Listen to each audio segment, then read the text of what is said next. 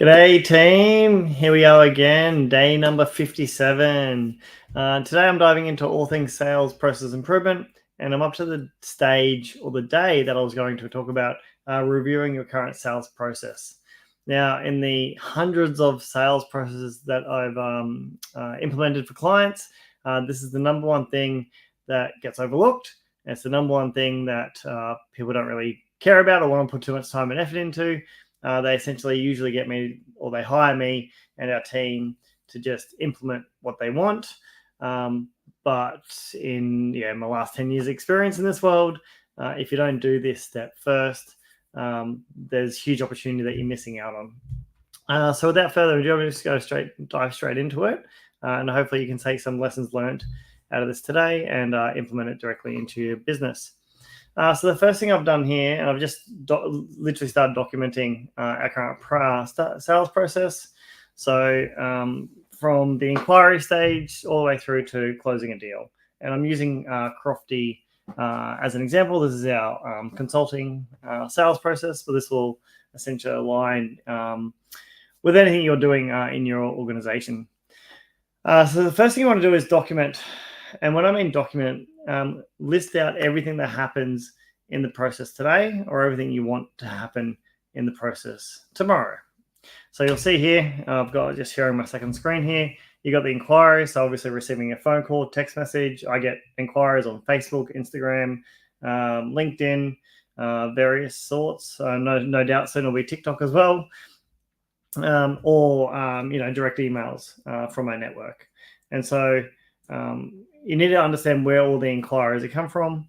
And the first thing I want to do, in my case, I'm using HubSpot, but I want to be able to create a deal in HubSpot in the inquiry stage.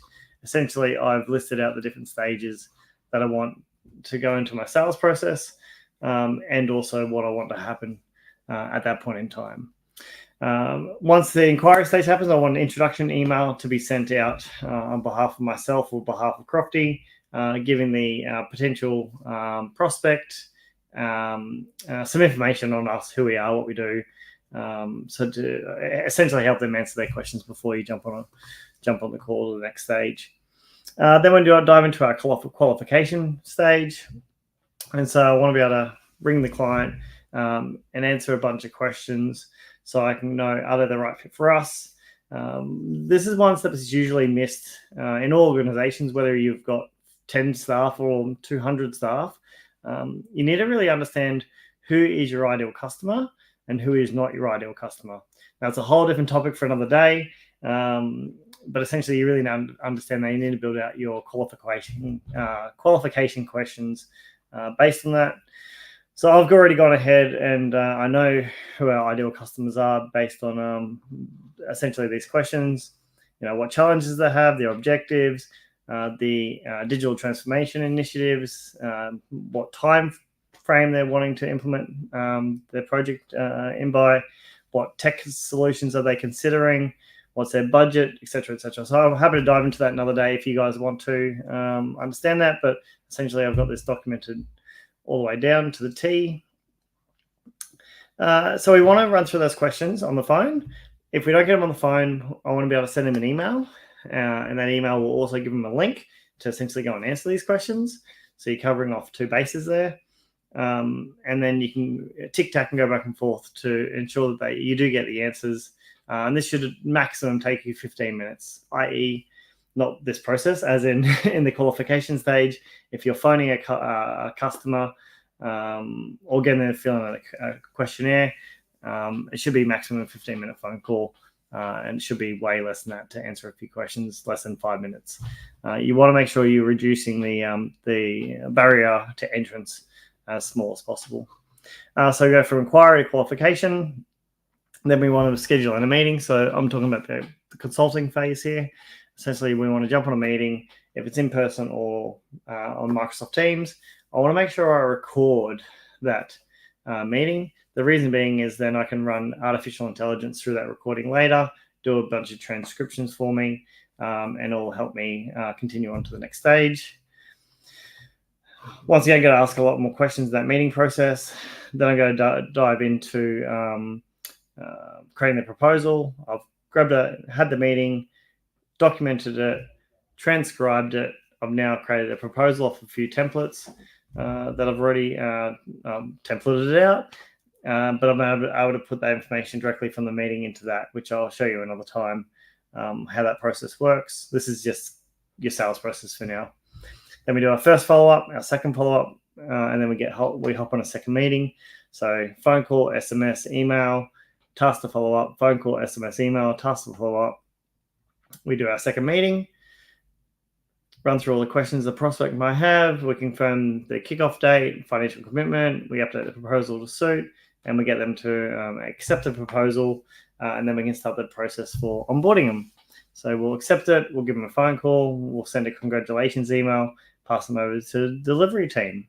And if they're lost, then we just move them to a different pipeline, to lost pipeline, and send them an email to ask them for a referral to someone else that might be a perfect fit. So that's the current process flow here that I just ran through. I'm speeding through this pretty fast because I want to get them to the next stage, which is around. So, what I should mention here, the reason we've gone and documented all this is because the outcome that I want to achieve is I want to create a process map that's visually representing and visually easy to understand. So I've documented all this. Now, as an example though, if I go and copy this, and I'll show you why I've done what I've done. If I go and copy this, I go to FigJam. I want to create a new flowchart. Check this flowchart in here. Gives me an example. Generate.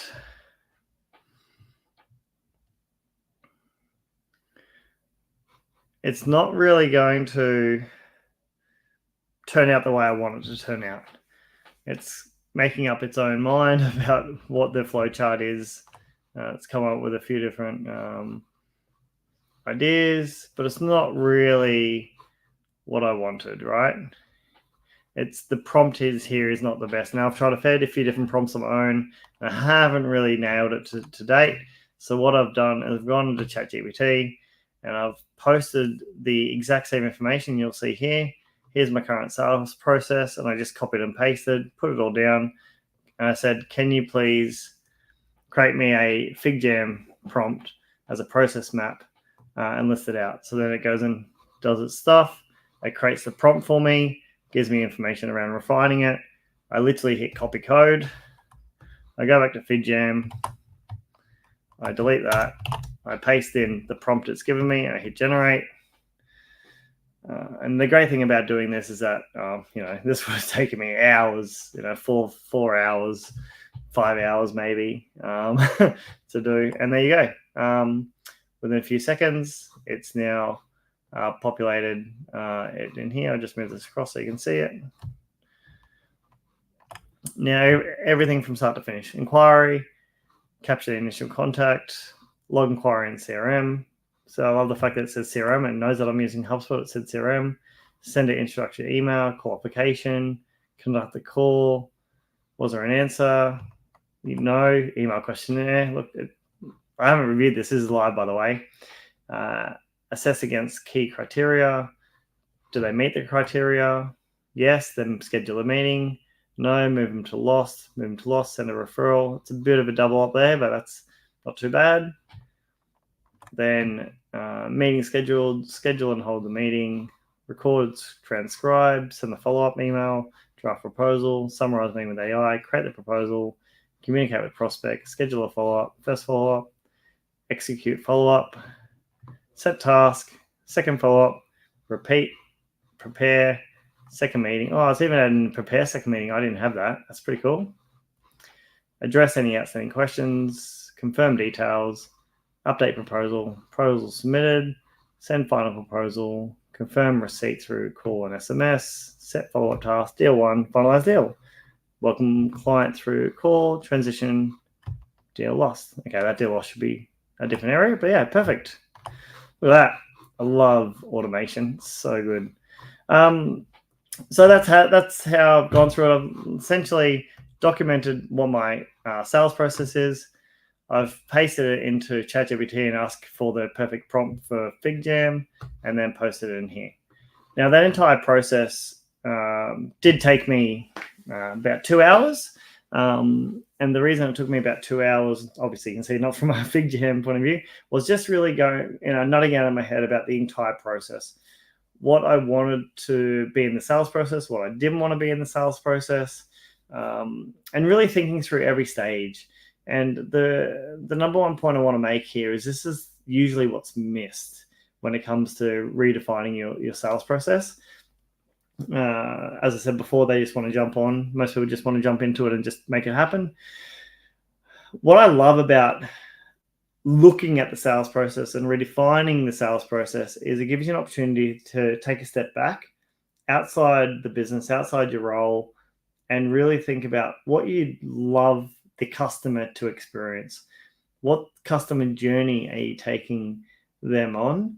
And can you add value every step of the process?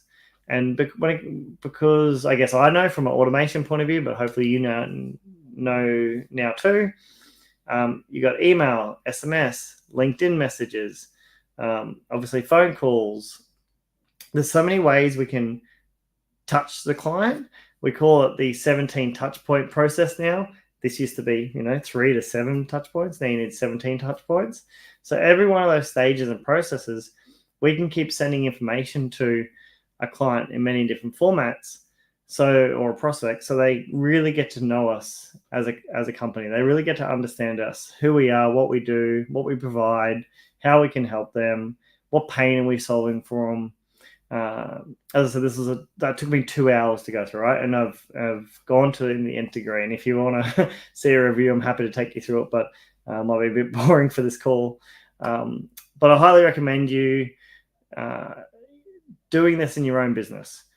I'm talking about sales process here, but this goes across the board, from marketing to service delivery to product development to even your finance process. Like, it covers your entire business, right? Diving into every single process. But hopefully I give you a quick insight and the using of the tools, ChatGPT and FigJam, to then visually display what that looks like. And then what I'll be diving into next is tweaking the flowchart to give me the automation that I'm after. And so right now it's like this. It's not really the way I want the outcome to be. So now it's all about adding those automation prompts into it too. All right, guys, thank you so much. Really appreciate it.